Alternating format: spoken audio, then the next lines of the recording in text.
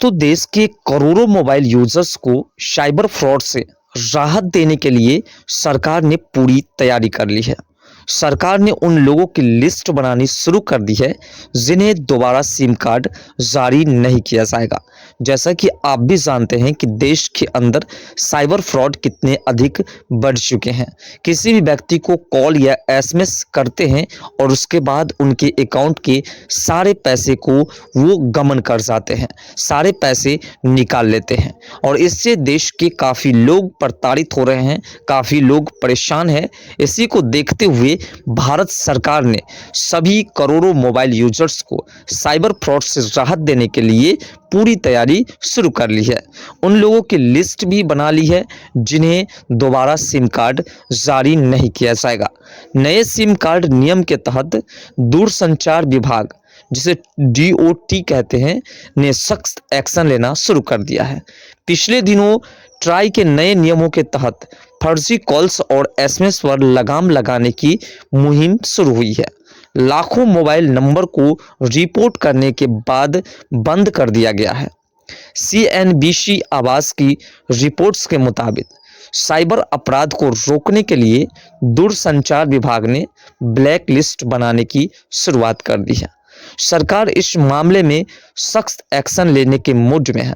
बता दें कि रिपोर्ट्स के मुताबिक किसी दूसरे के नाम पर सिम कार्ड जारी कराने या फ्रॉड वाले मैसेज भेजने वालों की अब खैर नहीं है। सरकार इन पर सख्त एक्शन लेगी।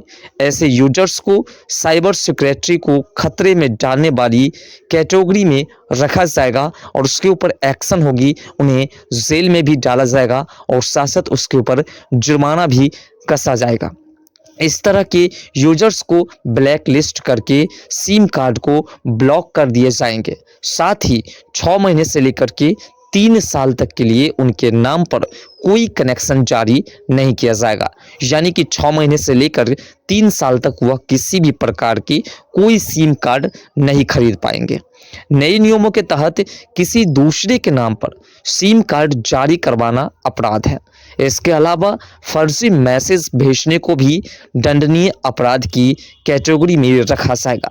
जो भी व्यक्ति फर्जी एसएमएस किसी को करेगा और उसके माध्यम से उसके पैसे ऐंठने की कोशिश करेगा, वैसे लोगों को भी साइबर अपराध माना जाएगा और उसके ऊपर भी दंड होगा, उसको भी सज़ा मिलेगी। साथ साथ वैसे लोगों को 6 महीने या साल भर या 3 साल तक किसी भी प्रकार की सिम निकालने की अनुमति नहीं दी जाएगी। 2025 से ब्लैक लिस्ट में ऐसे यूजर्स के नाम जोड़े जाएंगे और सभी टेलीकॉम ऑपरेटर्स के साथ साझा किए जाएंगे ताकि उनके नाम पर दोबारा सिम कार्ड जारी नहीं किया जाए। साइबर सिक्योरिटी नियमों के तहत सरकार ने रिपोजिटरी ऑफ पर्सनल बनाने का फैसला लिया है। ऐसे यूजर्स की लिस्ट बनाने के बाद उन्हें सरकार की तरफ से नए नोटिस भेजी जाएगी जिसका जवाब 7 दिनों के अंदर देना होगा। यानी कि जो सरकार की रिपोजिटरी ऑफ पर्सन बनाने का जो नियम लिया गया है, इसके तहत उन सभी यूजर्स को मैसेज भेजा जाएगा, उन सभी यूजर्स को नोटिस भेजा जाएगा जिसके आधार पर उन्हें 7 दिनों के अंदर जवाब देना होगा कि आखिर उन्होंने क्या किया, सही किया या गलत किया, उन्होंने फ्रॉडगिरी की या नहीं की, उनको साबित करना होगा। और अगर वह साबित नहीं कर पाते हैं तो ऐसे कंडीशंस में उनके नाम से कोई दूसरा सिम कार्ड नहीं निकलेगा। जो उनका सिम कार्ड था उन्हें ब्लॉक कर दिया जाएगा और साथ साथ उनके ऊपर कार्रवाई भी होगी, जिससे कि लोगों को जिस प्रकार से प्रताड़ित किया जा रहा है, लोगों के बैंक अकाउंट्स को खाली किया जा रहा है, उन सभी पर लगाम लगाया जा सके। जनहित वाले मामलों में सरकार बिना नोटिस के भी कार्रवाई कर सकते हैं। ऐसे में 6 महीने से लेकर 3 साल तक का नया सिम कार्ड जारी नहीं किए जाने का ऐलान किया गया है सरकार द्वारा। सरकार ने साइबर सिक्योरिटी से जुड़े इन नियमों को इस साल नवंबर में नोटिफाई किया था। इसमें कई नए प्रावधान जोड़े गए हैं जिनका इस्तेमाल करके सरकार एक्शन लेने की तैयारी में पूरी तरह से है कि जो भी साइबर फ्रॉड है, जो साइबर क्राइम करते हैं, जो साइबर क्राइम करके लोगों के पैसे को ऐंठने का काम करते हैं, लोगों के अकाउंट्स को खाली करते हैं, एक फ़ोन कॉल से ही उनके अकाउंट्स खाली हो जाते हैं, उन सभी पर भारत सरकार ने पूरी तरह से रोक लगाने का पूरा प्रावधान सेट कर लिया है। भारत में लगातार साइबर क्राइम में बढ़ोतरी हो रही है। धोखाधड़ी वाले अंतर्राष्ट्रीय कॉल पूरे देश में मोबाइल यूजर्स के लिए एक बड़ा खतरा बना हुआ है। और जैसा कि आप भी जानते हैं, अगर आप अभी किसी को कॉल करते होंगे तो सरकार के द्वारा जो नोटिफिकेशन दिया गया है उसे सभी कॉल में सेट कर दिया गया है। सभी कंपनी के यूजर्स के पास वो कॉल जब आप करते हैं तो उस वक्त आपको सूचित कर देता है कि किसी भी प्रकार के एसएमएस या फ्रॉड कॉल पर पहले ही आप सतर्क रहे। अगर आपको कोई वीडियो कॉल करके कहता है कि हम जज हैं या किसी प्रकार के पदाधिकारी के बारे में बताते हैं तो आप उससे सतर्क हो जाए, क्योंकि वह साइबर फ्रॉड हो सकते हैं। हाल ही में एक आपराधिक बयान में दूरसंचार विभाग ने इस तरह के घोटालों में खतरनाक वृद्धि को उजागर किया, जिसमें सरकार ने नए विचारक उपायों को लागू करने के केवल 24 घंटे के भीतर 1.35 करोड़ से अधिक धोखाधड़ी वाले कॉल की पहचान की है। डिजिटल फ्रॉड लगातार बढ़ रहे हैं। धोखेबाज लोग पीड़ितों को धोखा देने के लिए अंतर्राष्ट्रीय फ़ोन नंबरों का इस्तेमाल कर रहे हैं। अक्सर सरकारी एजेंसियों या अन्य विश्वसनीय स्थानों के प्रतिनिधि होने का दिखावा करते हैं।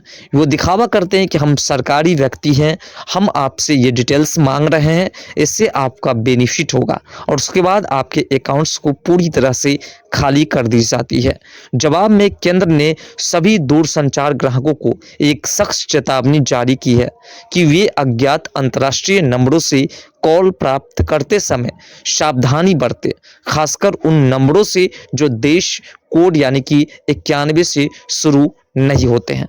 +91 से जिस नंबर की शुरुआत नहीं होती है, और उस वक्त जब आपसे किसी प्रकार के डॉक्यूमेंट्स मांगे जाते हैं तो सबसे पहले उसी समय आपको जो है सरकार के जो कर्मचारी है उन्हें सूचित करना होगा, और उसके बाद उन्हें तमाम बातें बतानी होगी, और उसे किसी प्रकार के अपने पर्सनल डॉक्यूमेंट्स को शेयर नहीं करना होगा। सरकार के दूरसंचार विभाग ने लोगों से अंतर्राष्ट्रीय फ्रॉड कॉल से अलर्ट करते हुए कहा कि +77, +89, +85, +86, +84 आदि से शुरू होने वाले फ़ोन नंबरों से आने वाली कॉल्स का जवाब न दें। किसी के पास ऐसे नंबर से फ़ोन आता है तो इसकी जानकारी आप जो तुरंत सरकार के आधिकारिक वेबसाइट sanchar-sathi.gov.in पर दें। विभाग की ऐसी नंबरों में ब्लॉक करने में और दूसरों को बचाने में मदद करें। सरकार पूरी तरह से एक्टिव है आपकी मदद के लिए, तो सबसे पहले सरकार को आप सूचित करें। सरकार देश के भीतर से फर्जी कॉल करने वाले लोगों के खिलाफ लगातार एक्शन ले रही है।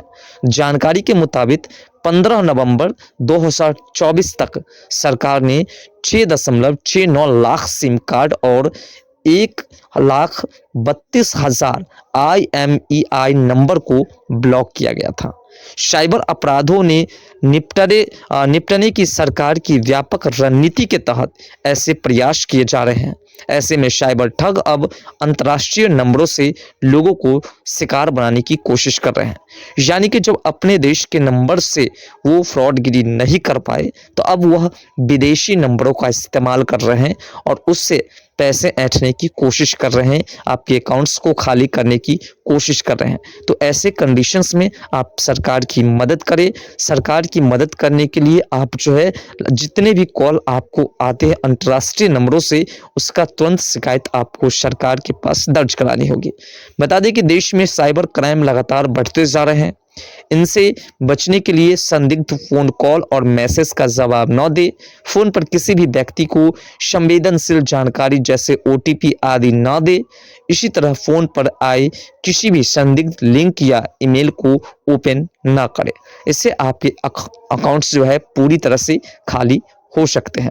सरकार का यह हस्तक्षेप 22 अक्टूबर को अंतर्राष्ट्रीय इकोनॉमी फर्जी कॉल रोकथाम प्रणाली के लॉन्च के बाद आया है।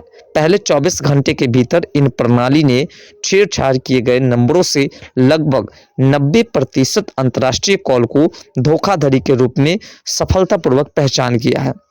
इसके बाद दूरसंचार सेवा प्रदाताओं यानी कि टीएसपी को उपभोक्ताओं की सुरक्षा के लिए ऐसी कॉल को ब्लॉक करने का निर्देश भी दिया है। हालांकि धोखेबाजों ने जल्दी ही अपनी रणनीति बदल ली और पहचान को चमका देने के लिए असली अंतर्राष्ट्रीय नंबरों का इस्तेमाल करने लगे। यानी कि जो लोग देश के अंदर से फ्रॉडगिरी करते थे और जब वो पकड़े जाने लगे तो वो विदेश जाकर के और वहां से लोगों को प्रताड़ित करने की कोशिश कर रहे हैं, लोगों के अकाउंट्स को खाली करने की कोशिश कर रहे हैं। तो सरकार के जो ये नए नियम लागू हुए हैं, इस नियम का तमाम लोगों को समर्थन करना चाहिए और सरकार को सपोर्ट करनी चाहिए, ताकि देश के अंदर जितने भी कॉल फ्रॉड हो रहे हैं, जितने भी एसएमएस या किसी भी माध्यम से आपके अकाउंट्स को खाली किए जा रहे हैं, उसे रोका जा सके और उस पर लगाम लगाया जा सके। फिलहाल इसके बारे में आपका क्या कहना है, कमेंट सेक्शन में अपना राय जरूर दीजिएगा। तो मिलते हैं नेक्स्ट वीडियो के साथ, तब तक के लिए बाय। जय हिंद, जय भारत।